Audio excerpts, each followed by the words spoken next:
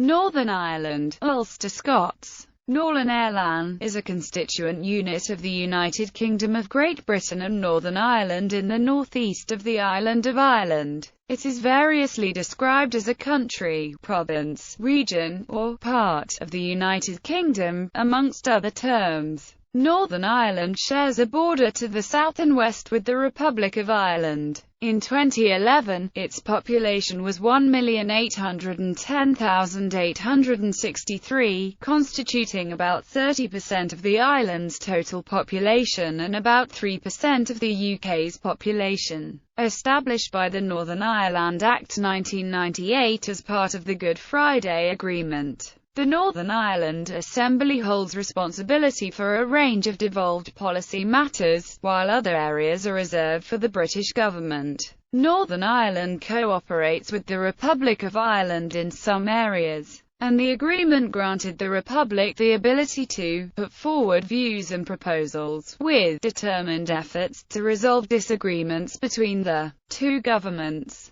Unlike Southern Ireland, which would become the Irish Free State in 1922, the majority of Northern Ireland's population were Unionists, who wanted to remain within the United Kingdom, most of whom were the Protestant descendants of colonists from Great Britain. However, a significant minority, mostly Catholics, were nationalists who wanted a united Ireland independent of British rule. Today, the former generally see themselves as British and the latter generally see themselves as Irish. Some people from both persuasions describe themselves as Northern Irish. For most of the 20th century, when it came into existence, Northern Ireland was marked by discrimination and hostility between these two sides in what First Minister of Northern Ireland David Trimble called a «cold house» for Catholics. In the late 1960s, conflict between state forces and Protestants and Catholics erupted into 3 decades of violence known as the Troubles, which claimed over 3,500 lives and caused over 50,000 casualties. The 1998 Good Friday Agreement was a major step in the peace process, including the decommissioning of weapons. Although sectarianism and religious segregation still remain major social problems and sporadic violence has continued, Northern Ireland has historically been the most industrialised region of Ireland. After declining as a result of the political and social turmoil of the Troubles, its economy has grown significantly since the late 1990s. The initial growth came from the peace dividend and the links and increased trade with the Republic of Ireland, continuing with a significant increase in tourism, investment and business from around the world. Unemployment in Northern Ireland peaked at 17.2% in 1986, dropping to 6.1% for June-August 2014 update, and down by 1.2 percentage points over the year, similar to the UK figure of 6.2%. 58.2% of those unemployed had been unemployed for over a year. Prominent artists and sportspersons from Northern Ireland include Van Morrison, Rory McIlroy, Joey Dunlop, Wayne McCulloch and George Best. Some people in Northern Ireland prefer to identify as Irish while others prefer to identify as British. Cultural links between Northern Ireland, the rest of Ireland, and the rest of the UK are complex, with Northern Ireland sharing both the culture of Ireland and the culture of the United Kingdom. In many sports, the island of Ireland fields a single team, a notable exception being association football. Northern Ireland competes separately at the Commonwealth Games, and athletes from Northern Ireland may compete for either Great Britain or Ireland at the Olympic Games. History. The region that is now Northern Ireland was the bedrock of the Irish War of Resistance against English programmes of colonialism in the late 16th century. The English-controlled Kingdom of Ireland had been declared by the English King Henry VIII in 1542, but Irish resistance made English control fragmentary. Following Irish defeat at the Battle of Kinsale, though, the region's Gaelic Roman Catholic aristocracy fled to continental Europe in 1607, and the region became subject to major programs of colonialism by Protestant English and Scottish settlers. A rebellion in 1641 by Irish aristocrats against English rule resulted in a massacre of settlers in Ulster in the context of a war breaking out between England, Scotland and Ireland, fueled by religious intolerance in government. Victories by English forces in that war and further Protestant victories in the Williamite War in Ireland toward the close of the 17th century solidified Anglican rule in Ireland. In Northern Ireland, the victories of the Siege of Derry and the Battle of the Boyne in this latter war are still celebrated by some Protestants. Following the victory of 1691, and contrary to the terms of the Treaty of Limerick, after the Pope, who had been allied to William of Orange, recognised James II as continuing King of Great Britain and Ireland in place of William, a series of penal laws was passed by the Anglican ruling class in Ireland. Their intention was to materially disadvantage the Catholic community and, to a lesser extent, the Presbyterian community. In the context of open institutional discrimination, the 18th century saw secret, militant societies develop in communities in the region and act on sectarian tensions in violent attacks. These events escalated at the end of the century following an event known as the Battle of the Diamond, which saw the supremacy of the Anglican and Presbyterian Pepo de Boys over the Catholic defenders and leading to the formation of the Anglican Orange Order, a rebellion in 1798 led by the cross-community Belfast-based Society of the United Irishmen and inspired by the French Revolution, sought to break the constitutional ties between Ireland and Britain and unite Irish people of all religions. Following this, in an attempt to quell sectarianism and force the removal of discriminatory laws, the government of the Kingdom of Great Britain pushed for the two kingdoms to be merged. Between 1717 and 1775, some 250,000 people from Ulster emigrated to the British North American colonies. It is estimated that there are more than 27 million Scotch-Irish Americans now living in the U.S. Partition of Ireland during the 19th century. Legal reforms started in the late 18th century continued to remove statutory discrimination against Catholics, and progressive programs enabled tenant farmers to buy land from landlords. By the close of the century, autonomy for Ireland within the United Kingdom, known as Home Rule, was regarded as highly likely. In 1912, after decades of obstruction from the House of Lords, it became a near certainty. A clash between the House of Commons and House of Lords over a controversial budget produced the Parliament Act 1911, which enabled the veto of the Lords to be overturned. The House of Lords' veto had been the Unionists' main guarantee that Home Rule would not be enacted, because the majority of members of the House of Lords were Unionists. In response, opponents to Home Rule, from Conservative and Unionist party leaders such as Andrew Bonar Law and Dublin-based barrister Sir Edward Carson to militant working-class Unionists in Ireland, threatened the use of violence. In 1914, they smuggled thousands of rifles and rounds of ammunition from Imperial Germany for use by the Ulster Volunteers, a paramilitary organization opposed to the implementation of Home Rule. Unionists were in a minority in Ireland as a whole, but in the northern province of Ulster they were a very large majority in County Antrim and County Down, small majorities in County Armagh and County Londonderry, and a substantial minority in the rest of the province. These four counties, as well as County Fermanagh and County Tyrone, would later constitute Northern Ireland. Most of the remaining 26 counties which later became the Republic of Ireland were overwhelmingly majority nationalist. During the Home Rule crisis, the possibility was discussed of a temporary partition of these 6 counties from the rest of Ireland. In 1914, the Third Home Rule Bill received royal assent as the Government of Ireland Act 1914. However, its implementation was suspended before it came into effect because of the outbreak of the First World War, and the amending bill to partition Ireland was abandoned. The war was expected to last only a few weeks but in fact lasted 4 years.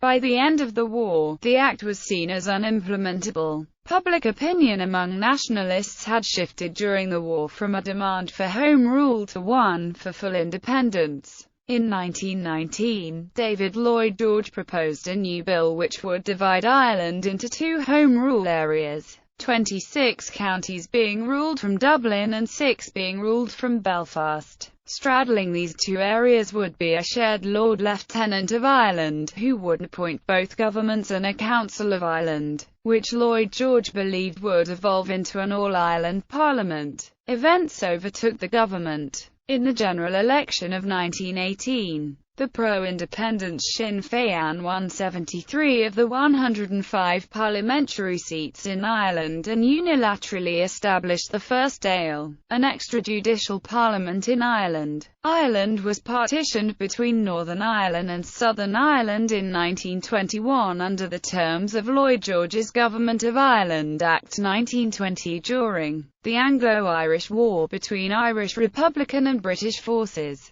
The war ended on 6 December 1921, with the signing of the Anglo-Irish Treaty, which created the Irish Free State. Under the terms of the treaty, Northern Ireland would become part of the Free State unless the government opted out by presenting an address to the King. Although in practice partition remained in place, Northern Ireland as expected. The Houses of the Parliament of Northern Ireland resolved on 7 December 1922 to exercise its right to opt out of the Free State by making an address to the King. The text of the address was, "Most gracious sovereign, we, your majesty's most dutiful and loyal subjects, the senators and commons of Northern Ireland in Parliament assembled, having learnt of the passing of the Irish Free State Constitution Act 1922, being the Act of Parliament for the ratification of the Articles of Agreement for a treaty between Great Britain and Ireland, do,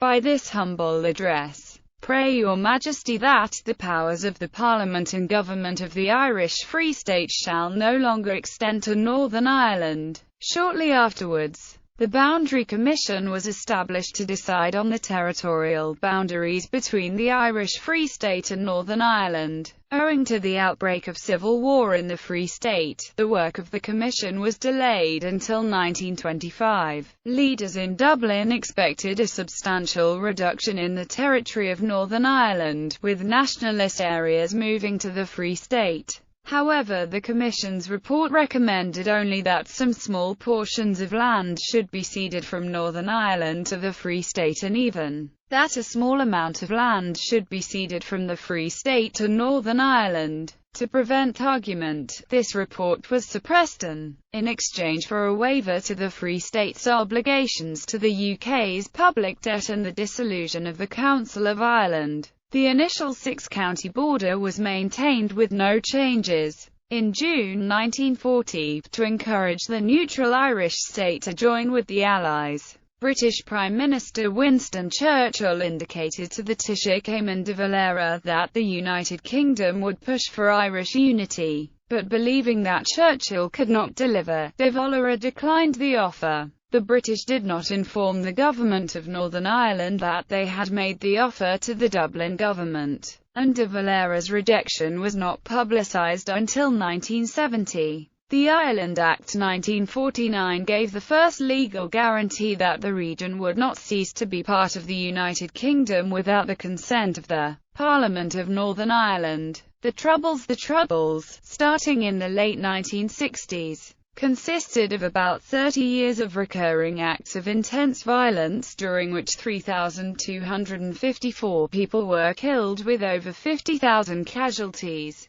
From 1969 to 2003 there were over 36,900 shooting incidents and over 16,200 bombings or attempted bombings associated with the Troubles. The conflict was caused by the disputed status of Northern Ireland within the United Kingdom and the discrimination against the Irish nationalist minority by the dominant Unionist majority. From 1967 to 1972, the Northern Ireland Civil Rights Association, modeling itself on the U.S. civil rights movement, led a campaign of civil resistance to anti-Catholic discrimination in housing, employment, policing, and electoral procedures. The franchise for local government elections included only ratepayers and their spouses, and so excluded over a quarter of the electorate, while the majority of disenfranchised electors were Protestant. But Catholics were overrepresented since they were poorer and had more adults still living in the family home. NICRA's campaign, seen by many Unionists as an Irish Republican front, and the violent reaction to it,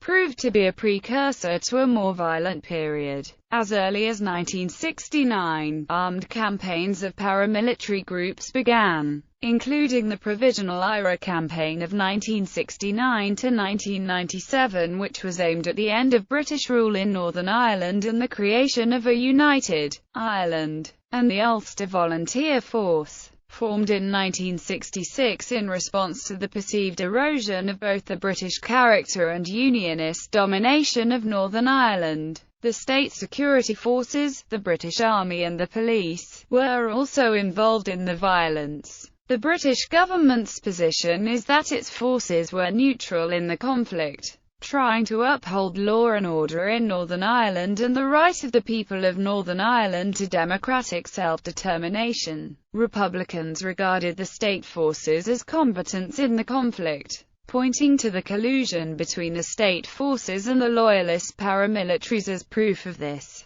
The Ballast investigation by the police ombudsman has confirmed that British forces, and in particular the RUC, did collude with loyalist paramilitaries, were involved in murder, and did obstruct the course of justice when such claims had previously been investigated, although the extent to which such collusion occurred is still hotly disputed. As a consequence of the worsening security situation, autonomous regional government for Northern Ireland was suspended in 1972. Alongside the violence, there was a political deadlock between the major political parties in Northern Ireland. In 1973, Northern Ireland held a referendum to determine if it should remain in the United Kingdom, or be part of a united Ireland. The vote went heavily in favour of maintaining the status quo, with approximately 57.5% of the total electorate voting in support. But only 1% of Catholics voted following a boycott organised by the Social Democratic and Labour Party. Peace process. The Troubles were brought to an uneasy end by a peace process which included the declaration of ceasefires by most paramilitary organizations and the complete decommissioning of their weapons,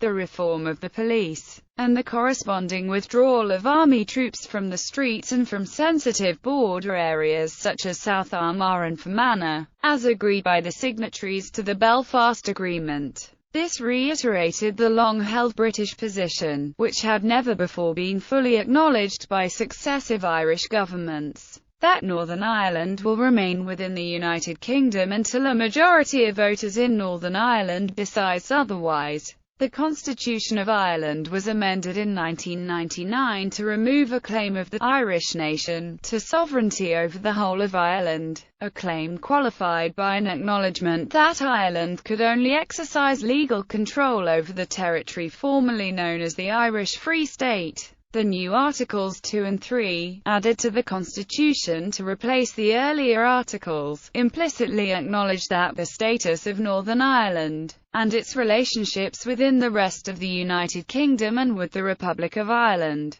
would only be changed with the agreement of a majority of voters in each jurisdiction. This aspect was also central to the Belfast Agreement, which was signed in 1998 and ratified by referendums held simultaneously in both Northern Ireland and the Republic. At the same time, the British government recognised for the first time, as part of the perspective, the so-called Irish dimension. The principle that the people of the island of Ireland as a whole have the right, without any outside interference, to solve the issues between North and South by mutual consent. The latter statement was key to winning support for the agreement from nationalists. It established a devolved power-sharing government within Northern Ireland, which must consist of both Unionist and nationalist parties. These institutions were suspended by the British government in 2002 after Police Service of Northern Ireland allegations of spying by people working for Sinn Féin at the Assembly. The resulting case against the accused Sinn Féin member collapsed. On 28 July 2005, the Provisional IRA declared an end to its campaign and has since decommissioned what is thought to be all of its arsenal. This final act of decommissioning was performed in accordance with the Belfast Agreement of 1998,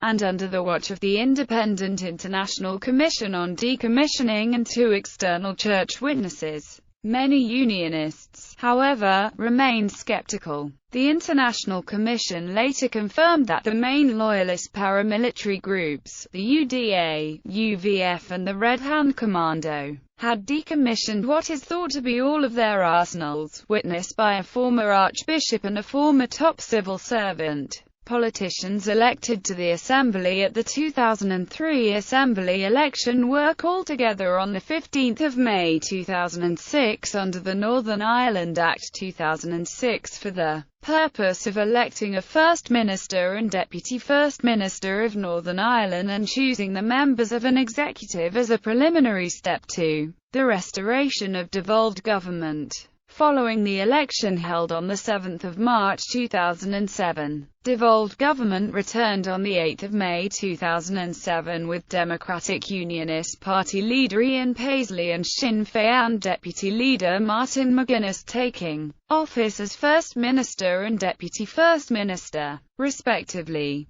The current First Minister is Peter Robinson and the Deputy First Minister remains Martin McGuinness of Sinn Féin.